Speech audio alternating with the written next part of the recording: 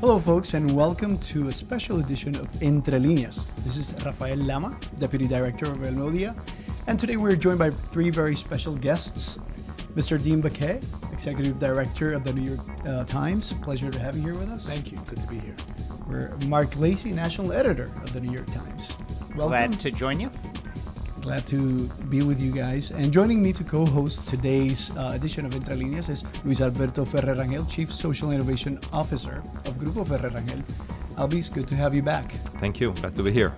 So welcome to Entrelineas. We're super glad to have you. And we wanted to ask you, is this your first time here in Puerto Rico? It's my first time in Puerto Rico, though Mark, I think, has been here before. Yeah, I came on vacation and a couple of years ago, and then I was here when I was a kid. But I need to spend more time here, I think. But having said that, you are well aware of what's going on in Puerto Rico, and as we've seen from your coverage at the New York Times, I wanted to ask you the decision-making process of covering the story, because you've been covering it from the hurricane, but you've stayed with the story for over a year. And how do you decide, with everything that's going on with the Trump administration, the Mueller investigation, North Korea, Kavanaugh, there's lots of things that you have to worry about, and deciding to cover Puerto Rico. Right. Take us through that process. First off, I'll say broadly, there's no greater test of a government's ability to take care of its citizens than the way it handles a natural disaster.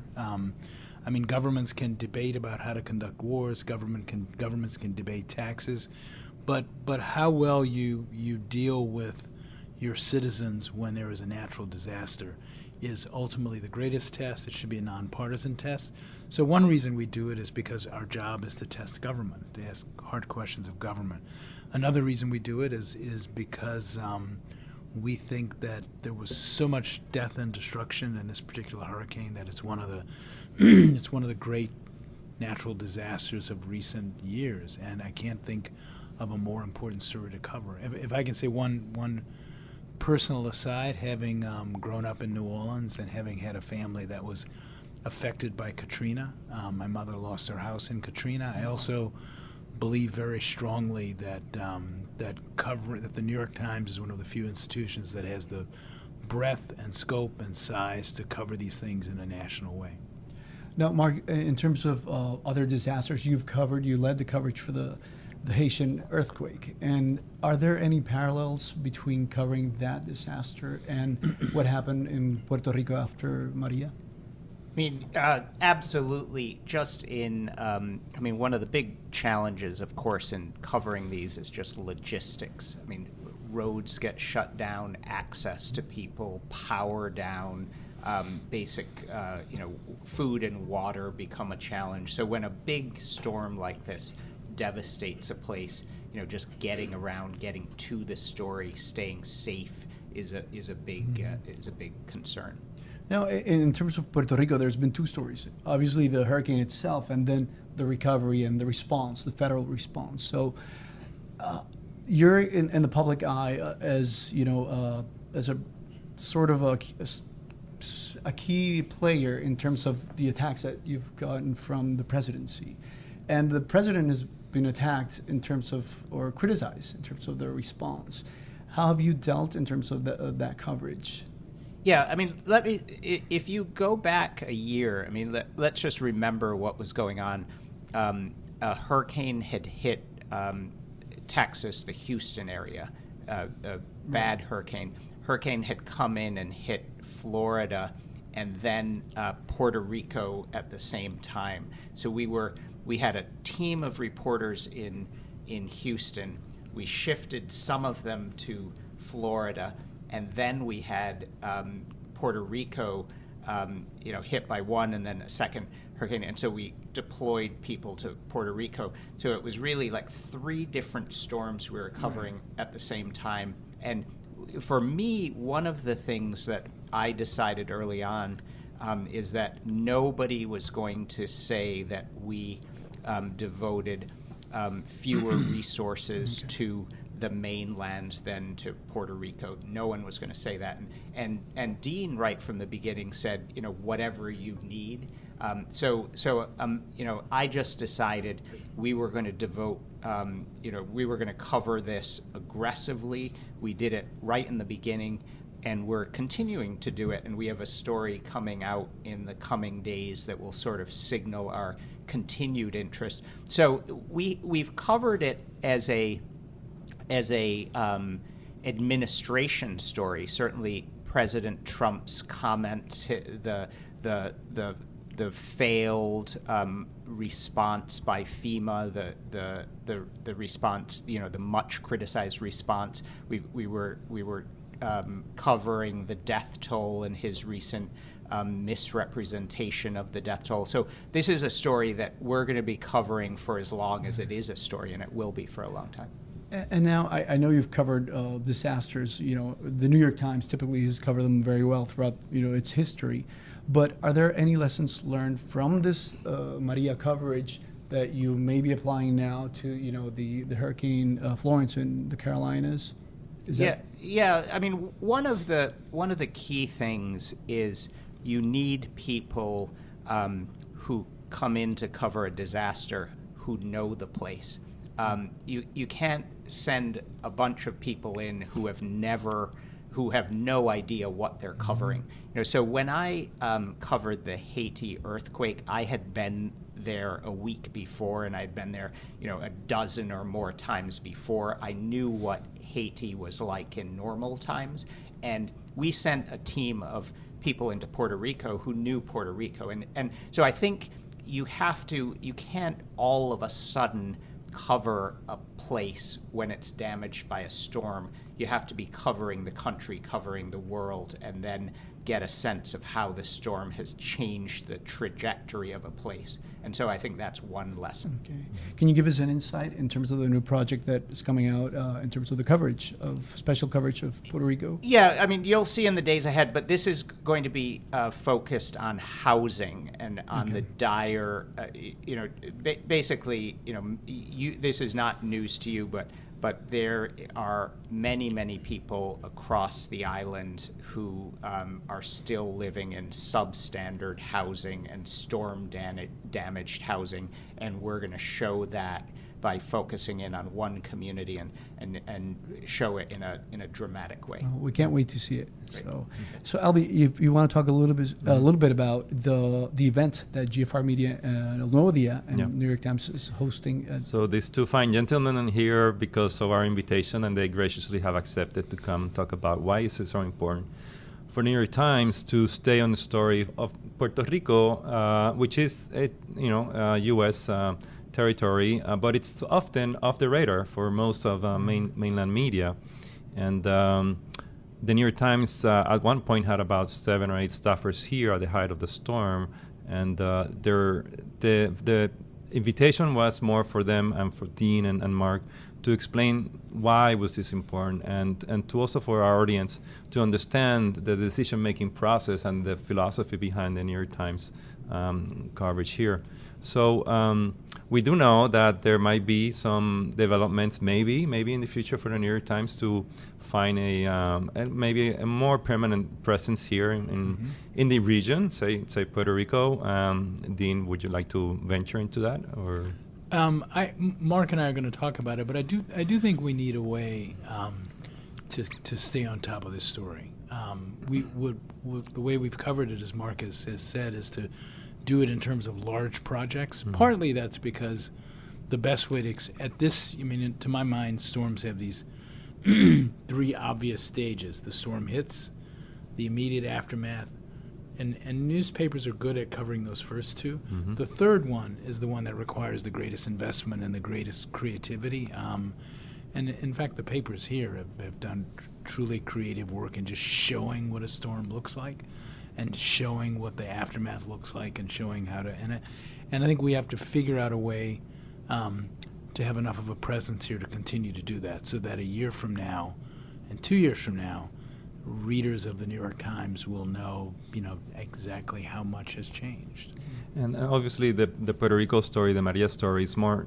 It's more than just Puerto Rico and Maria. It's a global narrative about climate change and Yes. resiliency and inequality and poverty. Yeah. Are those issues that also resonate for the New York Times? Yeah, we created about a year and a half ago a climate team to cover climate change, and it's different from any team we've ever had at the New York Times. Most of our teams are run by people like me and Mark, who grew up as reporters and who think of stories in words.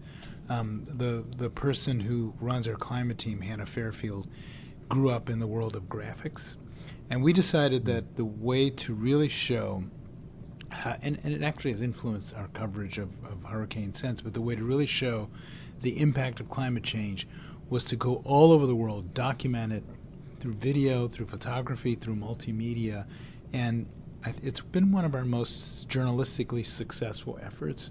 I mean, Hannah and her team have documented everything from disappearing species to parts of the world that essentially are just, completely falling apart in the era of climate change.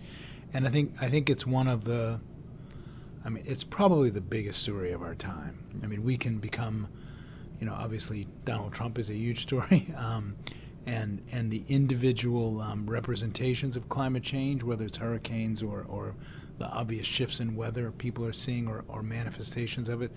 But I think understanding climate change may be the story that is the largest challenge, but maybe is probably the biggest story of our time. Yeah, Dean has actually said, and I think this makes a lot of sense, that generations in the future, people are going to look back at this time and they're going to judge large institutions, governments, and they're going to judge the New York Times and everybody on how seriously did they take climate change. It is that important, and the creation of this team, it's a sizable group that's devoted to nothing else, is really incredible. So they've been playing a role in every natural disaster because there's just no doubt that the intensity of storms, they're sophisticated journalists, and they have science backgrounds, and they don't jump to easy conclusions, but there is a connection between climate change and what's going on in the weather today. We've also done two, not to keep tooting our horn, but I do think that climate change is the story of our time. A couple months ago, we devoted an entire issue of the New York Times Sunday magazine to one story, which we do maybe once a year, once every 2 years, which was a story about the period in the history of the American debate where it looked like the country was going to do something about climate change, and how the combination of the energy industry pushing back and also politicians sort of weakening, essentially it never quite happened. So, yeah. Okay. In terms of, and we spoke a little bit about it earlier, being in the public eye or in the media, as one of the fake narrative from Trump lashing out at the New York Times, what has been the most difficult moment for the New York Times in covering Donald Trump?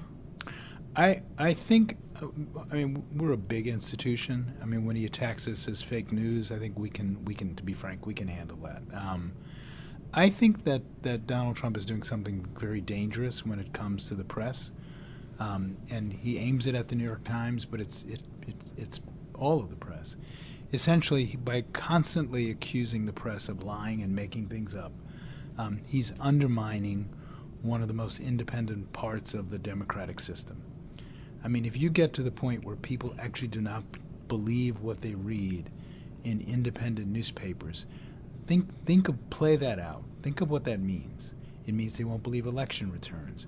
It means they won't believe investigative stories about mayors, governors, the presidents.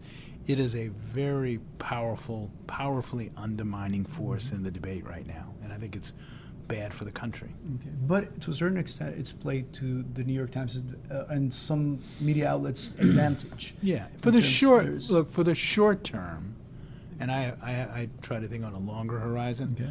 For the short term, it inspires people who believe in the First Amendment and who believe in the media to say, we're not going to stand for that, we're going to buy more subscriptions. So for the short term, It's great for the New York Times because a lot of people buy the paper and I think they read it and like it. But I think we have to look at, I mean, the country is built on a small number of independent institutions that through economics and tradition have been given the power to question government. The judiciary is the obvious one, and Donald Trump has sought to undermine the judiciary. And the most independent one of all is the press. And I think in the long haul, no matter how much, what the short-term benefits, if we lose that over the long haul, that's bad for our business. It's bad for the society, I would argue. How do you see it, Mark? And I guess I'd add one more thing. I think it's potentially dangerous for the journalists. I mean, the phone calls that we get, to the switchboard that are directed to my line, to other people's lines, are very harsh, threatening. Our reporters encounter abuse when they're out reporting stories. So fomenting this sense that the media is an enemy of the people is bad for the system, but it's also just dangerous and irresponsible. And if I can add one other thing, it also sends a signal to despots around the world. When the President of the United States, with a country with the most powerful independent media and its own, constitutional protections, I think what does it say to despots who look for excuses to squash their media if Donald Trump attacks his media? And what does it do, to be frank, to the hundreds of journalists all around the world who are trying to cover countries where they would be in danger even if Donald Trump was supportive of them? Yeah, Dean, and I was going to follow up on that. Precisely, we see in Turkey Erdogan doing what he's doing, and he's showing the example, and that's why it was so important a couple months ago when all the newspapers came together, about 300 newspapers plus, including El Nuevo Dia, editorialized against Donald Trump's attacks to the press. Why is this important, Dean? Why was this unprecedented? I think, and I always stop and remind people that the opinion side, the editorial side, does not report to me. I run the newsroom. I think it was an important, if you looked at that list of newspapers, there were not only newspapers that are regarded as left-leaning, there were not only newspapers that are in New York, Boston, and Los Angeles. There are newspapers all over the country, including here, newspapers with varying political philosophies that were arming together to make a statement. And I don't expect that the President of the United States will respond to that, but it was an important show of solidarity to the readers, who are our real constituents in the end. Well, that was historical. That hadn't happened before ever in the history of the industry. That's right.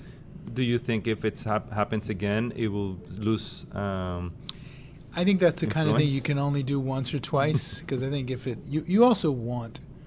I mean, it was interesting. I didn't have to make the decision but I agree with the decision. James Bennett, who runs the editorial page, made. It's a tricky decision too, though, because the thing we most value, one of the things we most value, and one of the things we most talk about, is the variety of media, and the the sort of the competitiveness of media, and the fact that even though I respect the Washington Post, I want to beat the Washington Post and vice versa. And you don't want people to think there's like a journalism union where people march in lockstep. So I wouldn't do it too often. But it is extremely rare for that many newspapers to agree on anything. Certainly in big elections, even in the 2016 election, these newspapers endorse different candidates. They're all over the map politically. So it does say something that this many newspapers could agree on some public issue like that. And the diversity of these newspapers, there were really small newspapers and big newspapers. That's right. So this is an issue that does not affect only the New York Times. No, that's right. Absolutely. That's right. Right. Another piece that really caused a lot of attention and noise was obviously, and I know you don't run the opinion, but what are you going to ask? The op-ed. I am part Mark of the knows resistance. who it is. My first question would have to be, who wrote it? No, I'm just kidding. I know you're not going to answer that.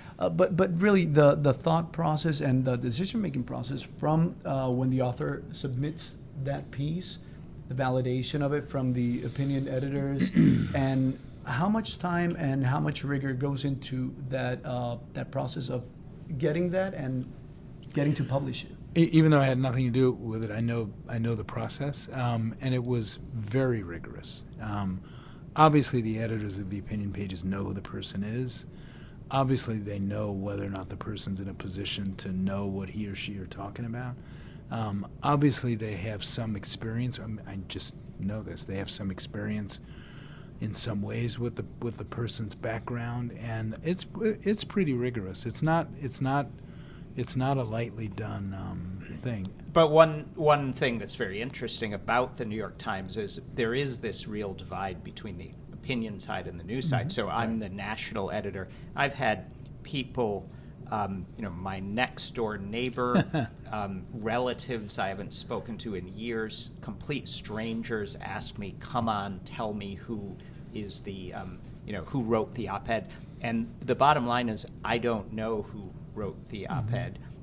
It is a different part of the Times, and it's a healthy thing that our opinion side can engage, and I can engage in journalism, and I don't know who it is, so I'm as curious as you are. Yeah, I remember that a day before it came out, everybody was talking about Woodward's book. Mm-hmm.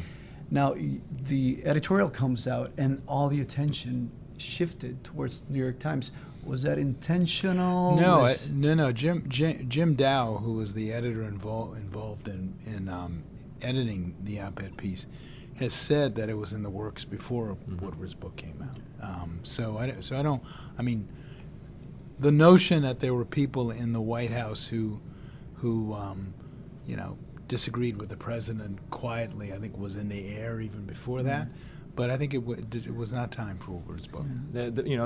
We know that President Trump issued a very dangerous tweet right after the op-ed was published, sort of suggesting or somewhat ordering the DOJ, Department of Justice, to investigate and uncover the source of this op-ed. Yeah. Most people would understand why this is dangerous, but a lot of people wouldn't know the difference. Yeah, so. It would be a pretty I'm not expressing an opinion, a political opinion when I say this. It would be a pretty egregious act if the Justice Department did investigate it. First off, people are allowed to say what they want to say. Secondly, newspapers are allowed to publish whatever they want to publish. Thirdly, there was no national security issues were revealed, no secrets were revealed. In fact, I thought the beauty of that op-ed was not the facts it revealed, because the facts were revealed in Woodward's book, in Michael Wolff's book before that. The fact that it's a chaotic White House is not. We've written a million stories about it. What was really interesting was to actually be in the head of one of the people, in the broad administration. And by the way, the administration is like, you're talking about 100, 200 people involved in decision making. I don't know who this person was, but to actually be in the head of that person and to understand, for instance, it was really interesting to hear whoever wrote it say, I'm doing this because I support much of what Donald Trump stands for, even though I don't support everything Donald Trump does personally. That was insightful to me, because everybody was asking, why do these very powerful people like Rex Tillerson, who ran Exxon, stay in the government when they're getting slapped around? And I think this person gave you a hint of that. They agree with him. They just don't like his style. Also, it was very well written. I mean, reading it was just very cinematic, so to speak. And it's not the first time that you've published an anonymous op-ed. So can you go briefly through other instances where you've published? Boy, I have to remember now. I mean, I know of one, but again, we're not making those calls. I mean, we make calls every day on whether we should publish information based on anonymous sources, and we have rigorous standards for that. The last anonymous op-ed that I know about was somebody who was in the country illegally, who was seeking political asylum and was going to be deported back to their home country in Central America, and was writing a piece, and they believed that identifying themselves would actually endanger their life. And so that was the last one I remember. And certainly you can understand why granting anonymity in that case would make sense. But in all of these cases, the Times knows who the person is. We don't publish information based on people who call us up and don't identify themselves. An editor always has to know. There's a lot of discussion about whether who the person is and whether we should grant them anonymity. Going back to the White House and the typical presidency that we have right now, what are some of the main adjustments that you've had to make in covering the White House under these unusual circumstances? First off, we've added a lot of people to our White House team. We've added, it used to be that there were, in Mark's day, when he covered the White House, there would be 2, maybe 3 people covering the White House. We now have half a dozen. We've bulked up the number of people who cover the environment because that's such, and the environment and regulation, because those are clearly issues this president cares about. We built an operation that allows us to do pretty fast fact-checking, because I don't think it's a controversial thing to say that this is a president who sometimes plays a little fast and loose with the facts. And we have tried to come up with more ways, even away from Washington, which is where our dominant coverage of him is. We've tried to build a political and a national team that's more out in the country, so that we can capture not just what goes on in Washington and New York, but that tries to capture the scale of the country. We've added another religion writer to help us understand the forces in America that led to the creation of Donald Trump. So we've done quite a bit. It's a very divisive time in America because, in part of the presidency of Donald Trump, you're also doing a lot on race and ethnicity. So I think that's very important. Can you go a little bit into how important it is for the New York Times? Yeah, I think this began before Trump was elected, when there were protests in cities all across America centered on police shootings and police abuse of Black and Latino, mostly men, and sort of Black Lives Matter emerged as an organization, and there was a great deal of discussion about racial issues at the close of the Obama administration. We started a team of reporters that we called it Race Related to cover race in a really coordinated way and sort of beef up our coverage of race. And it's continued in the Trump era, where you could argue racial tensions have really ratcheted up, and you have things like the white supremacists marching in Charlottesville and the clashes that happened there, and you have just racial incidents happening all across the country, and really a sense, I think, among some Americans that racial comments, racial abuse, things that were frowned upon in years past are now permitted. So race is something we're covering aggressively. And one of the other things, we have a whole team of reporters focused on immigration, because immigration is clearly one of the most important topics that Donald Trump thinks about when he gets up every day, and sort of how to reduce the number of undocumented immigrants coming across the border, but also how to reduce the number of legal immigrants coming into the country in various ways. And so we used to, in years past, have one national immigration reporter. Now we have 3, 4, 5, depending on the news. Immigration is just a huge topic that we want to own as a news organization. Great. Now, we can't talk about the New York Times without talking about the business model and the shift, from an advertising model to a digital subscription-based model.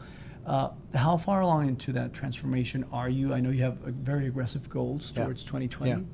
We're actually ahead of our goals, but it's the most dramatic transformation. And when I started as a reporter at the New York Times, I think 85% of our revenue came from advertising. It was a very different world. There was no internet, to age myself. There were a lot more department stores and people who wanted to advertise in print newspapers. Flash forward today, first off, more people read on the phone or on the desktop, but particularly the phone. Some of those department stores don't exist anymore. And now the revenue, most of the revenue from the New York Times come in print and online, when you combine them, comes from subscribers. I think that's healthier. I mean, if I were the owner, I might. Well, no, I think our owner actually think that's healthier too. It means we're beholden to readers, less than to individual advertisers. It means that we now are under pressure, as we should be, to provide things that readers can only find from us. It means that we have to produce, over the last 20 years, as newspapers debated their size, how big they were, and most newspapers shrunk, the New York Times is actually bigger than it was 20 years ago. And the thing that most protects the size of the newspaper is our proposition to readers is, we will charge you more money than almost anybody else will, but we will try to give you more than anybody else. That's a dramatic and I think healthy shift for the New York Times, and is probably the future of a lot of newspapers. What is the most exciting thing about working for the New York Times for you, Mark? Besides working with me. Your second most exciting. I really think that that we are in a moment that will be looked back on as really one of the most exciting, transformative moments in the history of media. So this, what Dean was just talking about, we're struggling to come up with a business model. We're searching for the right business model, and it's something everyone's doing. But we really have this philosophy, and I think Dean sort of creates this, that we're in experimental mode. Right. So I can try just about anything, and that's exciting. I can think of an idea of how to reach more readers, how to engage readers, and then try it out. And that's exciting. I mean, so that's what motivates me every day. How to cover, my job is to cover the United States, a rather big place. It includes Puerto Rico, and how to make, I want every single person in the country to read the New York Times. That's my goal. I want every single Puerto Rican to read the New York Times. So how can we get more and more people to follow our coverage? And that means I need to come up with coverage so great that they'll want to cover it. But that's exciting. It's also exciting for the audience. For you, Dean? I'm going to actually repeat what he said. For the most of the history of newspapers, they've been static. We put out print newspapers, and we made changes around the edges. You added a section, you took away a section, you decided to cover one form of lifestyle more. You went from having 20 stories on the front page to having 6. In retrospect, those are all small. I think we're in the middle of a revolution in how the world is covered. I think that no matter how unsettling this is, there's no question that digital coverage is better. Just the simple fact that the New York Times and every other publication now has video, can show how things move. You cannot, if anybody goes back and looks at hurricane coverage in 1969, where it was just black and white photographs, and looks at hurricane coverage today, where you can show video, show imagery, show moving maps, track a storm, you cannot make the case that this is not better. We just have to figure out how to harness it and make enough money out of it to sustain our great newsrooms, all of us. And don't forget podcasts. That's we're right. on That's right right. now. Podcasts, I mean, of course. We can speak right That into went the without ear saying. of our And so listeners. Yeah. we are having this conversation, and on the day, almost to the day, where the New York Times turns 167 years old, and Mark was here from the very beginning. Not true. so we're talking about, and this maybe is a question more to the publisher and the owners, but how do you keep an organization so vital, newspaper, the New York Times, such a global perspective, so relevant globally and also nationally after 167 years? I mean, one thing, if you check on Twitter, you can see a copy of the front page from 167 years ago, and there it's all gray. I don't think there's a single news photo on it. There are so many stories. The print is so tiny, and cost a penny. And I guess Dean just said it. It's you change with the times. You don't just stay the same and stick with what has always worked. You reinvent yourself and look to the future. And I think that's what makes, we're not producing the same thing for 167 years. It's really this vibrant industry that changes with the world. We create a climate team.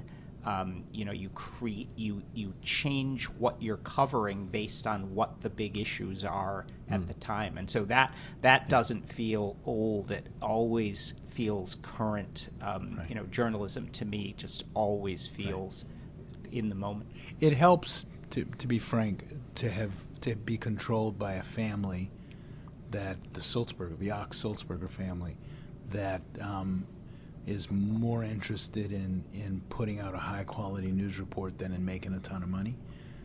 It is almost, as somebody who's worked, both Mark and I have worked for other news organizations, some of which have had their ups and downs. I mean, it is remarkable to work for a news organization that's bigger than it was in the era when it made, it was almost 1,500 people now. It was, when I started, it was probably 1,300 people. I mean, they're just committed to the quality of it and to working in it and to getting their hands dirty in it I think that's a big difference too. Excellent. So I want to thank you for your time. Thank you. It's been Enjoyed a it. very, very nice talk. And we look forward to the event between New York Times and El Nuevo Día. It's called Journalism, 365 Days After Maria, Staying with the Story. It's also going to be fed through our elnuevodia.com, so you guys can catch it there. And glad to have you in Puerto Rico. Right. Enjoy the rest of your stay. Thank you. Thank you. Thank you. Thank you all.